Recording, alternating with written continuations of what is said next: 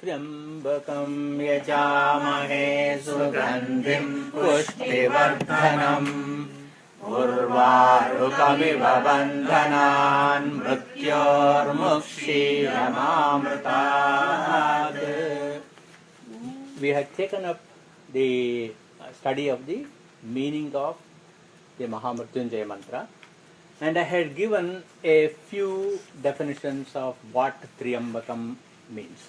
So just to recap very quickly the meanings I had given, it is just the meaning, word meaning of Triambakam means one who has got three eyes. It is very simple. But these three eyes are actually the Soma, Surya, Agni.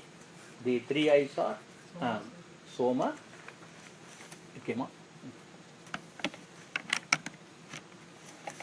The three eyes are Soma, Surya, Agni. That means it is the eye consisting of the moon, the sun, and the Agni, the primordial fire.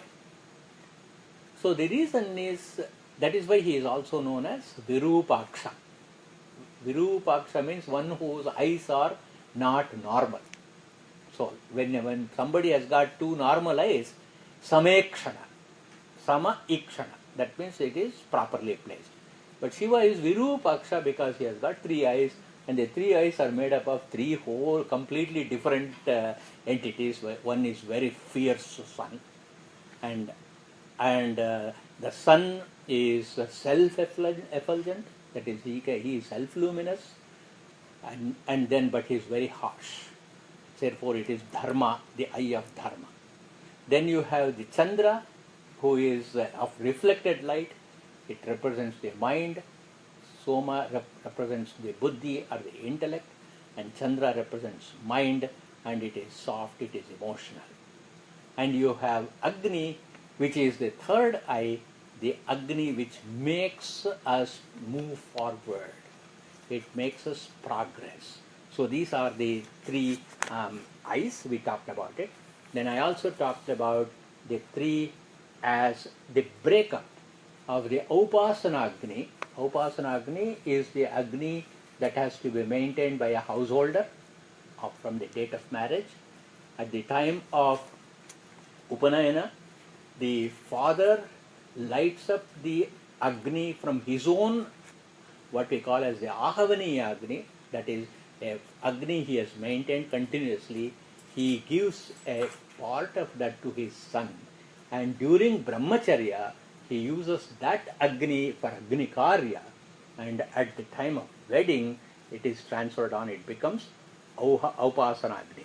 This Upasana Agni is divided into two kinds. One is called Grihya Agni, another is called Treta Agni. Grihya Agni is the one, that fire which you use for cooking. And then Treta Agni is again the religious part of the Agni, which is divided into three. And those three are the three eyes of Lord Shiva. It is Garhapatya Agni. Garhapatya Agni is the western part of the Yajnashala. It is circular in nature. Fire is taken from that and it is supplied to the other two altars, namely Dakshina Agni, which is south, which is circular, and Pitrudevatas are offered. Then you have Ahavaniya Agni, which is square in nature, which is the Pradhana Agni. That is why all the rituals are done in the geometry of a square. We talked about that also. Triambaka also means the three paths that a living being can take. That is the horizontal path, which is the human path called Martyagati. Then the improving, uplifting growth called Sargagati, or one can go into Adhogati, also known as Mrityugati. So all these three also are represented by Shiva. So this, in a nutshell, which we discussed in great detail last week. So continuing. The Rishi Devata Chandas has got to be contemplated. The Rishi Devata Chandas of this mantra, the Rishi is Maitra Varuna son Vasishta. See, Vasishta is Brahma Manasaputra. Brahma Manasaputra, but intermediately he is the son of the deities called Mitra and Varuna. Together, the Veda addresses them as Maitra Varunau. It is always used in dual number. And the Devata is Triambaka Rudra. And that is the three-eyed Triambaka Rudra. And this Rudra is fierce for the non-devotees. Those who hate anything that is divine, those who hate anything that is noble, those who are, in short, Rakshasas, for them he is Mrityu Swarupi. There is a very beautiful Dhyana Shloka for the Mahamrityunjaya Japa. You might have, I don't know whether all of them have seen the book I produced for Indianapolis, the Nitya Devatarchana Vidhi. In the Nitya Devatarchana Vidhi, I have given a picture of Shiva on top. So if you look at that picture carefully, that is the picture of Triambaka Rudra, who is represented by Mahamrityunjaya mantra. So if you have it in front of you, everybody can look at that. And when you look at that, I'll send you the color version by email. So you can see the shloka, Chandra Mandalopari Baddha Padmasanam. And he is very, very white in color, Chandra Varanam. The original color picture is white in color. Chandra Varanam. Sravad Amrita Purna Chandra Kaladharam. So he has got pots in two hands, upper hands, and he has got 2 pots full of nectar, Amrita. With that only he is actually taking the bath. Is doing Abhisheka to himself. And then he is in the lower hand, you will see the lower left hand, he has got Yoga Mudra, and you will see in the lower right hand, he has got the rosary, the Akshamala. So, Chandra Kaladharam, Yoga Mudra Akshamala, Baddha, Adhara Hastadvayam, the 2 hands which are lower. Dhrita Amrita Purna Kanaka Kalasha Uttarakaradvayam. That is 2 Amrita Purna Kalashas full of nectar are in the upper 2 hands. And he has got 3 eyes, Soma, Surya, Agni, Lochanam. His matted tawny copper-colored hair is tied up. Baddha Pinga Jatajutam. For Yajnopavita, he is wearing the snakes, Naga Yajnopavitinam. He has got a diadem on his top of his head, which is Nagabharana Bhushitam. ನಿಮ್ಗೆ ಒಳ್ಳೆ subject, ನೀವು ಭಾಳ beautiful ಆಗಿ ಮಾಡ್ಬೋದು. ನೀವು ತುಂಬ ಚೆನ್ನಾಗಿ dance ಮಾಡ್ಬೋದು ಇದಕ್ಕೆ. ನಾಗ ಆಭರಣ ಭೂಷಿತಂ ವ್ಯಾಘ್ರ ಚರ್ಮಾಂಬರ ಧರಂ ಭಕ್ತ ಅನುಕಂಪಿನಂ. You see, with all this fierce ornamentation, his face is completely full of kindness and full of compassion. See, that is the beauty of Shiva. Bhasmanulepinam Sri Rudram Dhyayami. I will send this shloka to you by email in all languages, thanks to Rekha.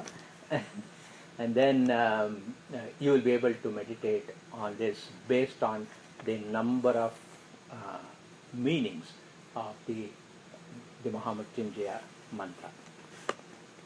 The chandas for this mantra is Anushtup chandas.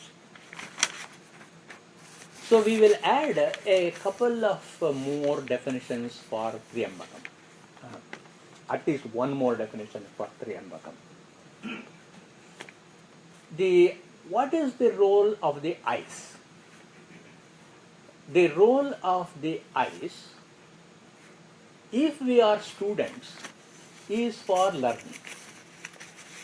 If you are a teacher, the role of the eyes is to convey the teaching, because the teacher, as soon as he looks at the student, will know whether the student has learned or not, and then whether we have to repeat a number of times so that the idea is absorbed. So we try to save our energy by recording it.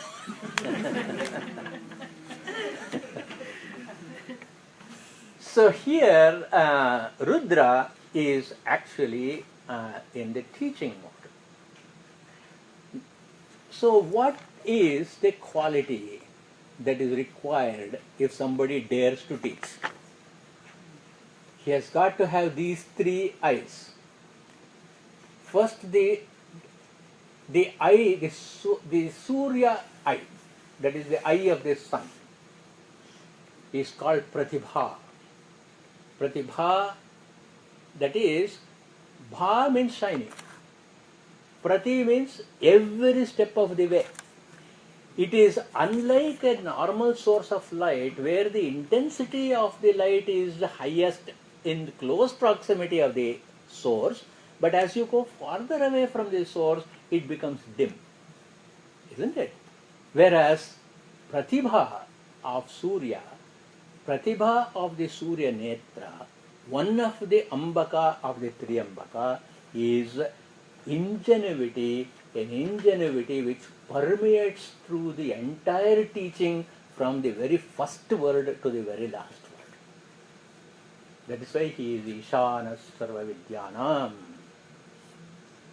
And only he can be called as Ishanas Sarva Vidyanam. So first is you must have Pratibha. Then we said that the second eye, which is the Chandra, which is very soft, which is very emotional, which is very compassionate, is called Vyutpatti. Vyutpatti means erudition. Unless the teacher himself is a very learned scholar, how can he go to the depth of the subject? In the Malavika Agnimitra, Kalidasa writes very beautifully, there are two kinds of teachers. Shlishta kriya kasyajit atma samstha. There are some teachers whose mastery over the subject is of excellent quality. Sankrantir anyasya vishesha yukta. Whereas the ability to teach is a speciality of others. Yasya ubhayam sadhu. For those who are adept in both, that is, there is erudition and there is also the ability to teach in simple, logical terms, so that everybody will be able to understand. Such a teacher, dhurit pratisthapayatavya eva. He should be given a very special seat. That is why Adi Shankara was given the Sarvajna Pita, because he was both erudite and he was also eminent in teaching. If any of you look at Adi Shankara's writing, it is brief, to the point, precise and unambiguous. That is the quality of his writing. Very close to Adi Shankara comes Ramanujacharya. And then lot of others we have got to work hard to understand, harder to understand. One other exception is there, whose Aradhana day is today, who is also a very, very lucid and an excellent, excellent teacher. It is Raghavendra Swami. Raghavendra Swami's Aradhana day is today. And then, as I have many times shared with you, his Gitartha Vritti, his commentary on the Gita, is one of my most favorite texts. And I read that very, very often. So he is another one, Vidyaranya Swami. So we have many such teachers. So therefore, all of them derive their eminence from the concept of Triyambaka, which is consisting of Pratibha, which is ingenuity, Vyutpattihi, which is erudition, and the third one is Abhyasaha, repeated practice. So what is repeated practice? It is the Agni Netra. Suppose you keep rice and water, raw rice and water on the stove, continuously the flame must be burning until such time the rice is cooked. That means every single minute the fire must be on. And every single minute, to that extent, the rice is cooked. That is abhyasa. You keep repeating until such time your knowledge is perfected. So what does Shiva do? He will go on teaching you by giving you lot of difficulty, lot of hardship. That is why he becomes Rudra, and then he cooks you, and then until you get maturity in your life. Otherwise, we'll be dreaming in our life all the time. Just as there is a beautiful Subhashita which says, Ratrir Gamishyati Bhavishyati Suprabhatam Bhasvan Udeshyati Asishyati Pankajashrihi Itham Vichintayati Koshagate Dvirepe Ha Mulataha Kamalinim Gaja Ujjahara. This honeybee, what it does is, when it is becoming dusk, in its anxiety to grab more honey, it will go and enter into a lotus flower. A lotus flower is open only during the day when sun is there. Then it enters into this and the lotus flower closes. Then inside it will be actually dreaming. Ratrit Gamishyati, the night will be over. Bhavishyati Suprabhatam, a beautiful morning is going to happen. Bhaswan Udeshyati, the sun will rise. Hasishyati Pankajashrihi, this lotus will smile. Then I can fly away in the morning. Just then, a playful elephant comes and plucks it out of its root. So the message here is, Jnana must also give us a wisdom. The wisdom to actually have the correct expectation. Agni Netra of Shiva gives that, and this he gives by Abhyasa. Therefore, the 3 strands of the Yajnopavita that you wear must constantly remind you that the eminence of a Brahmana, please don't again, I have to assert, Brahmana is not thy jati, Brahmana is by your wisdom. So a Brahmana who has got the 3 strands of Yajnopavita is symbolized by Pratibha, by Vyutpatti, and by Abhyasa. This is the hallmark of the 3 eyes of Triambaka Rudra. So what is the ingenuity, what is the Pratibha of Shiva in his knowledge, in his Vidya? What is unique about it? What is unique about Shiva in terms of learning which others don't? He is not just learned. Because what is learning? Learning is about other things. Learning is about things which you do not know and which is available outside of you, and by acquiring that knowledge which is outside of you, you become learned, isn't it? But Pratibha is the ability to know without the need or necessity for any outer or earlier education. It stems from within himself. Because if you say Shiva is a teacher, the next question always comes, who is his teacher? The recursive logic will start. That's why our prayer is Sadashiva Samarambham. It was originated in Sadashiva. He is the causeless cause, he is the teacherless teacher. And therefore he is Pratibha. Therefore it is not learning. All learning and all knowledge emanates from him. For anyone from whom the knowledge emanates, it is Pratibha. When such knowledge is communicated perfectly, how does he communicate? Using argumentation.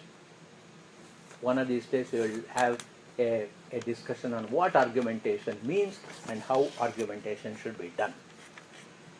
Then, the quality of such a communicator where he can phrase and rephrase appropriate to bring out the clarity of the knowledge is called Vyutpatti. This is one of the reasons why all our Agama Shastras, the entire Shastra is the conversation between Parvati and Shiva. Parvati asks a question, and for that question, Shiva gives a very appropriate answer. The most classic question is, Kenopayena Laguna Vishnur Nama Sahasrakam Pathyate Panditair Nityam Shrotamichamyaham Prabho. So, if you parse this, how many questions are there? What methodology? Kenopayena. Within the shortest duration, number 2. Within the shortest duration, Laguna. Number 3. The object of contemplation is Vishnu. Identification, number 4. Identification of Vishnu is by name. Number 6. Studied by not unenlightened novices but by Panditas. It is not sporadic once in a way, it is Nityam. And I want to hear from you, Shrotum. And I desire and I am all attention, Ichchami. And you are the Lord Prabhu. How many ideas are embedded in one? So when you carefully look at this, look at the answer which shows the erudition of Ishvara, the Vyutpatti of Ishvara. He says, Sri Rama Rama Rameti. That's all, isn't it? Sri Rama Rama Rameti Rame Rame Varanane. Manorame. Here Rame has got a 2 meanings for Rame. That means you who is very endearing to me is one meaning. Another meaning is whoever takes the name of Rama, for him there will be a perfect enjoyment. So you will see, if you really think deeply about Shiva's answer, you will get 10 answers. Every answer of all the 10 points that Parvati asked, Kenopayena Laguna, in that one answer it is there, and that is your homework. Because I don't want to go out of the study of into Vishnu Sahasranama.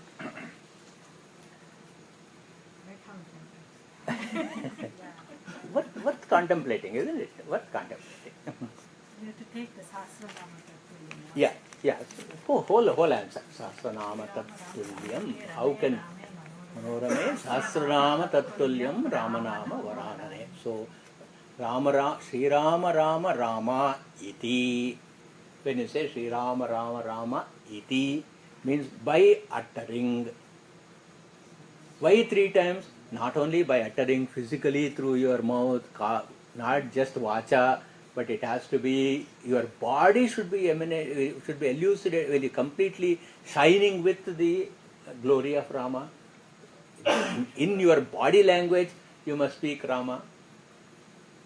Sri Rama, Rama, Rama, iti.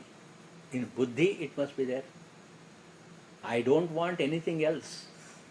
That kind of intensity should be there. Then you become a Pandita. We'll look at the definition of Pandita else another time. So this is the uniqueness of Shiva and this is his Pratibha. Then not only this is the erudition, he is also of Pratibha because what is our knowledge? All our knowledge is only knowledge of the world. Isn't it? Everything we know is only about the world. Whereas Shiva's knowledge is not only he knows the world, but he also knows himself.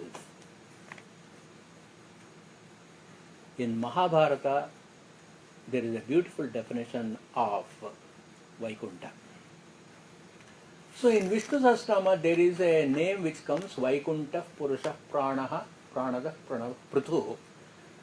So Vaikunta is not just the location, imaginary location where Mahavishnu is there, isn't it? So when Vishnu Sahasranama says Vaikuntha, what it means is he is Vaikuntha. Then Mahabharata, he gives Krishna himself gives a definition. I am known as Vaikuntha because I create a world which is flawless. Absolutely flawless. So with what confidence you can say that it is flawless? Because flawlessness must be him. Because you can only produce what you are and nothing more or less. If I am imperfect, then all my product is also imperfect. Therefore, Shiva, when he claims that he is perfect, it means he not only knows perfection of the creation, perfection of the world, but he knows his own perfection.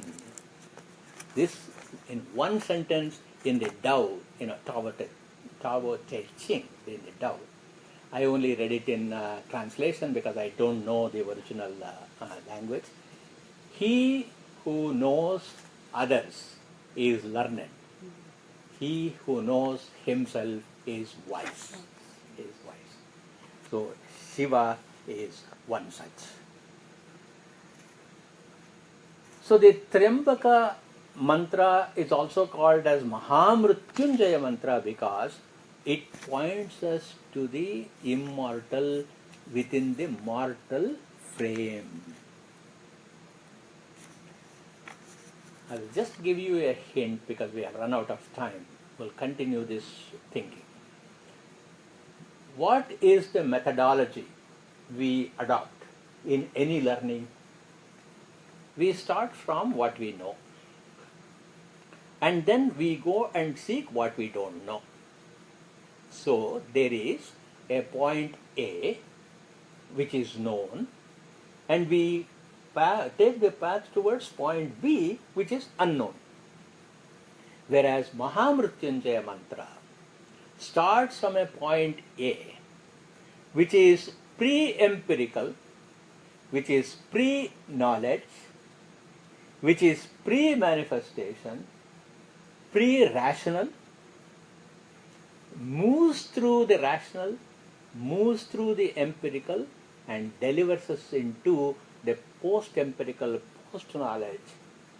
And you will discover that B, which is post-empirical, post-knowledge, is none other than A.